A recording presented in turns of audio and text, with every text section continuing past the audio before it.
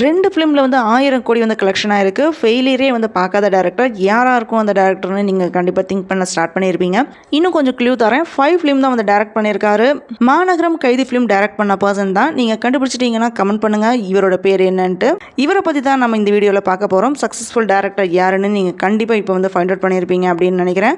இவர் டேரக்ட் பண்ண ஃபிலிம் எல்லாமே எவ்வளோ கோடி கலெக்ஷன் ஆயிருக்கு, எந்தெந்த ஃபிலிமுக்கு வந்து எவ்வளோ கோடி வந்து கலெக்ட் ஆயிருக்கு, இவர் வந்து எப்படி வந்து சூஸ் பண்ணார், டேரக்டர் ஆகிறதுக்கு முன்னாடி என்ன வேலை வந்து செஞ்சிருக்காரு, இவர் டைரக்ட் பண்ண ஃபர்ஸ்ட் ஃபிலிம்லேருந்து லாஸ்ட் ஃபிலிம் வர எல்லாமே நம்ம டீட்டெயிலாக பார்ப்போம். எப்பவும் போல நோவல்டி சேனலை யூஸ்வலாக சொல்கிறது தான், சப்ஸ்கிரைப் பண்ணாதவங்க சப்ஸ்கிரைப் பண்ணி சப்போர்ட் பண்ணுங்கள்.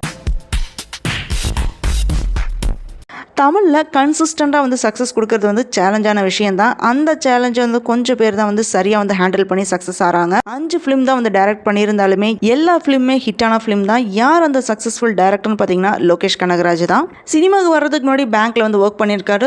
ரொம்ப சினிமா வந்து லவ் பண்ணனால தான் பேங்க் ஜாப்பை வந்து ரிசைன் பண்ணிட்டு இந்த ஃபிலிம் இண்டஸ்ட்ரிக்கு வந்திருக்காரு. 2017 இவர் டைரக்ட் பண்ண மாநகரம் ஃபிலிம் வந்து செம்ம சூப்பர் டூப்பர் வந்து ஹிட் ஆச்சு. ஃபர்ஸ்ட் ஃபிலிம்லேயே இவரோட மார்க் வந்து ஃபிக்ஸ் ஆயிடுச்சு. நிறைய பேர் வந்து அப்ரிஷியேட் பண்ணியிருந்தாங்க. அதுக்கப்புறம் 2019 கார்த்திகை வச்சு கைதி ஃபிலிம் வந்து டைரக்ட் பண்ணாரு. LCU கான்செப்ட் பேஸ் பண்ணி வந்த தமிழ் சினிமா இந்த கான்செப்ட் பார்த்தீங்கன்னா ரொம்ப பாப்புலர் ஆச்சு.